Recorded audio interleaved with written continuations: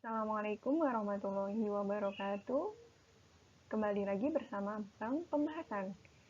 Pada kesempatan kali ini, kami akan membahas mengenai pengertian Pancasila secara historis. Arti kata historis berdasarkan Kamus Besar Bahasa Indonesia adalah berkenaan dengan sejarah, bertalian, atau ada hubungannya dengan masa lampau. Dengan kata lain, pembahasan Pancasila secara historis berarti berkaitan dengan pembentukan Pancasila itu sendiri berdasarkan sejarahnya. Proses perumusan Pancasila diawali dalam sidang BPUPKI yang pertama, Badan Penyelidik Usaha-Usaha Persiapan Kemerdekaan Indonesia pada tanggal 29 Mei sampai dengan 1 Juni 1945. Ketika itu, Dr. Rajiman Weddiodiningrat mengajukan calon rumusan dasar negara Indonesia yang akan dibentuk sebagai suatu masalah khusus yang akan dibahas. Sidang BPUPKI yang pertama ini bertempat di Gedung Cho Sangiin, sekarang bernama Gedung Pancasila di Jakarta. Pada sidang BPUPKI yang pertama ini, tampil 3 orang pembicara yang mengusulkan calon rumusan dasar negara Indonesia. Yang pertama, Muhammad Yamin pada tanggal 29 Mei 1945. Yang kedua ada Bapak Supomo pada tanggal 31 Mei 1945. Dan yang ketiga ada Bapak Soekarno pada tanggal 1 Juni 1945.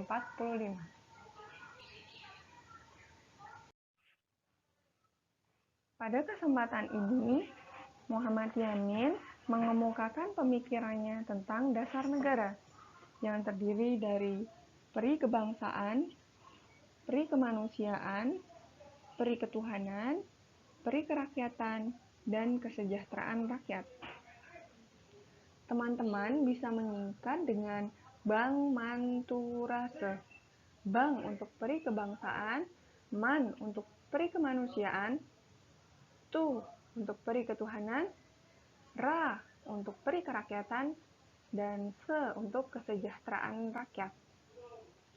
Ciri lain dari pidato usulan dasar negara dari Muhammad Yamin adalah terdapat kata peri pada 4 dasar negara yang disampaikan oleh Muhammad Yamin. Setelah berpidato, Muhammad Yamin juga menyampaikan usulan tertulis mengenai rancangan UUD Republik Indonesia. Di dalam pembukaan dari rancangan UUD tersebut tercantum rumusan 5 asas dasar negara, yang rumusannya adalah sebagai berikut. Yang pertama, ketuhanan yang Maha Esa. Yang kedua, kebangsaan persatuan Indonesia. Ketiga, rasa kemanusiaan yang adil dan beradab. Keempat, kerakyatan yang dipimpin oleh hikmat, kebijaksanaan dalam permusyawaratan perwakilan. Yang kelima, keadilan sosial bagi seluruh rakyat Indonesia.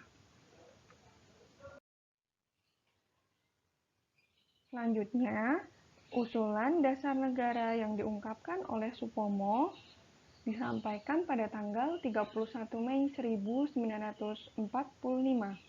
Rumusan tersebut didasarkan pada pemikiran bahwa negara Indonesia yang akan dibentuk hendaklah negara integralistik atau negara persatuan. Oleh karena itu, usulan rumusan dasar negara Supomo berisi 5 prinsip, yaitu persatuan, kekeluargaan, keseimbangan lahir dan batin, musyawarah, dan keadilan rakyat. Atau teman-teman bisa menyingkatnya sebagai jembatan keledai, yaitu 1. Keluarga seimbang lahir batin karena musyawarah dan adil. 1.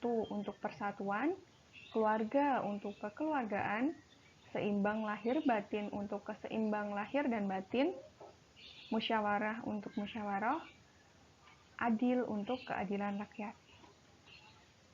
Dalam pidato Bapak Soekarno pada tanggal 1 Juni 1945, usulan 5 asas sebagai dasar negara Indonesia adalah sebagai berikut. Yang pertama adalah nasionalisme atau kebangsaan, kedua internasionalisme atau perikemanusiaan, ketiga mufakat atau demokrasi, keempat kesejahteraan sosial, kelima ketuhanan yang berkebudayaan. Atau teman-teman bisa menyingkatnya dengan Nasimujatuh sebagai jembatan keledai untuk mengingatnya. Nas untuk nasionalisme atau kebangsaan, I untuk internasionalisme atau perikemanusiaan, Mu untuk mufakat atau demokrasi, Ja untuk kesejahteraan sosial, Tuh untuk ketuhanan yang berkebudayaan. Selanjutnya, Bapak Soekarno juga menyampaikan bahwa kelima yang telah disebutkan beliau sebelumnya dapat diperas menjadi trisila, yang rumusannya adalah sebagai berikut. Sosionasionalisme, yang merupakan sintesa dari kebangsaan atau nasionalisme dan perikemanusiaan, atau internasionalisme. Yang kedua, sosiodemokrasi, yang merupakan sintesa dari mufakat atau demokrasi dengan kesejahteraan sosial. Serta yang ketiga adalah ketuhanan yang Maha Esa. Untuk trisila ini, teman-teman bisa menyingkatnya dengan Nas, Dem, Han. Nas untuk nasionalisme, Dem untuk demokrasi, Han untuk ketuhanan. Selanjutnya, berdasarkan pidato beliau, dari trisila ini masih bisa diperas lagi menjadi satu, yaitu ekasila, yang intinya adalah gotong royong. Lalu berkaitan dengan istilah Pancasila yang muncul dalam sidang BPUPKI yang pertama, berasal dari ide Ir Soekarno pada pidatonya pada tanggal 1 Juni 1945.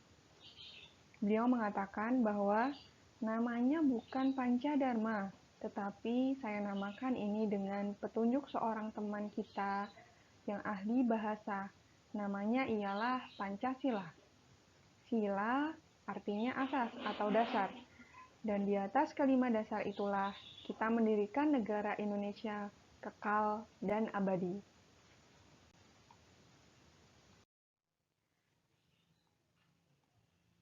Insinyur Soekarno juga mengusulkan bahwa Pancasila sebagai filosofis Grundslag atau Pancasila sebagai dasar filsafat negara dan pandangan hidup bangsa Indonesia.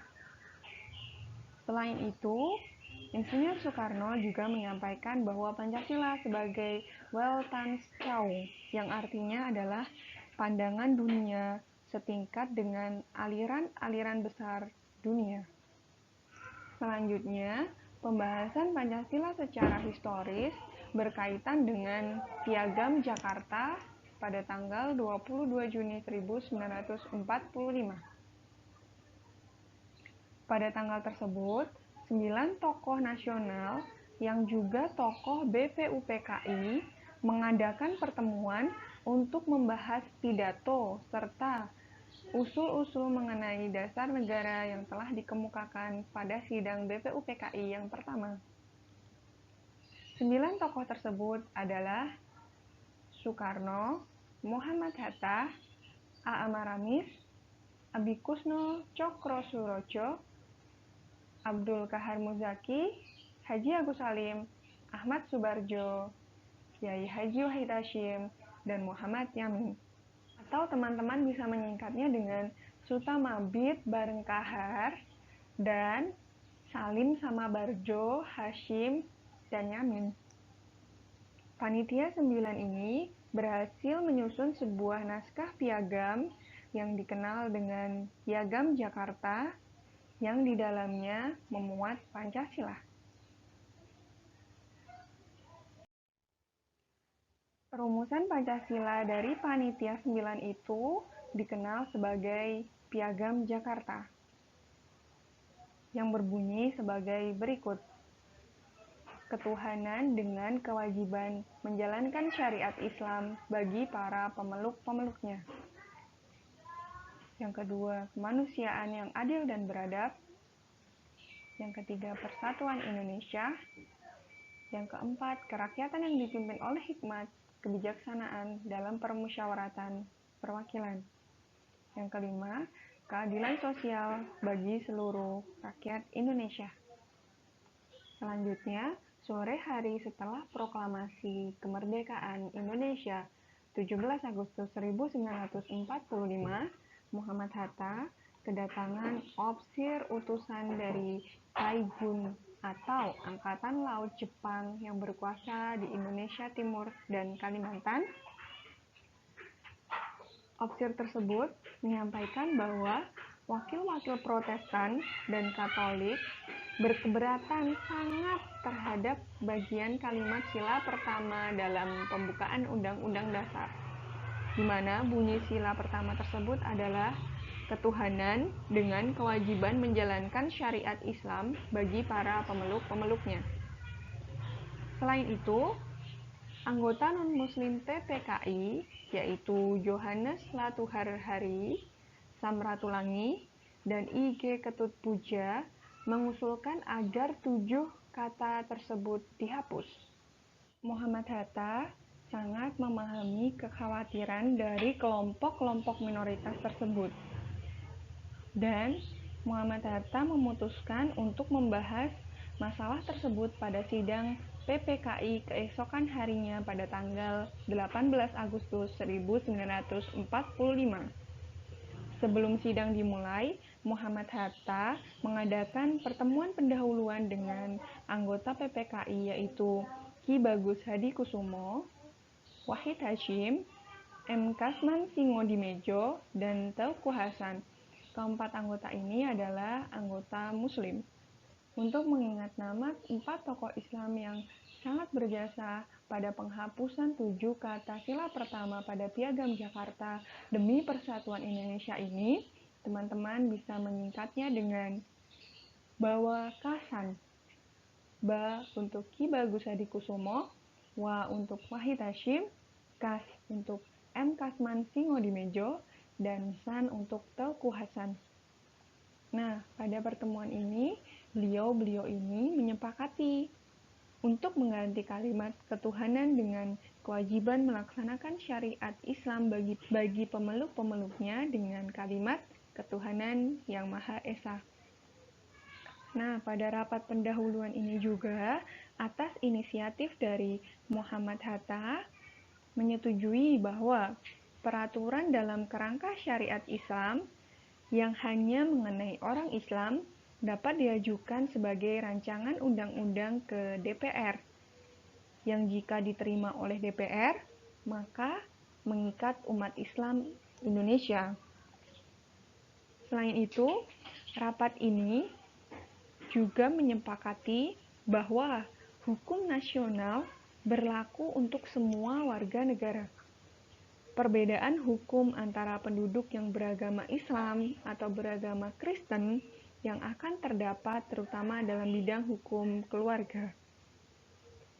Dalam bidang hukum perdata lainnya, seperti hukum perniagaan dan hukum perdagangan, berlaku hukum yang setara untuk semua penduduk. Ketika memasuki sidang pleno PPKI, usulan perubahan yang telah disetujui oleh 5 orang ini dalam rapat pendahuluan tersebut sebelum sidang resmi, kemudian disetujui oleh sidang lengkap dengan suara bulat. Terima kasih banyak sudah menyimak video ini. Semoga bisa bermanfaat ya untuk teman-teman. Sampai jumpa di video-video lainnya. Wassalamualaikum warahmatullahi wabarakatuh.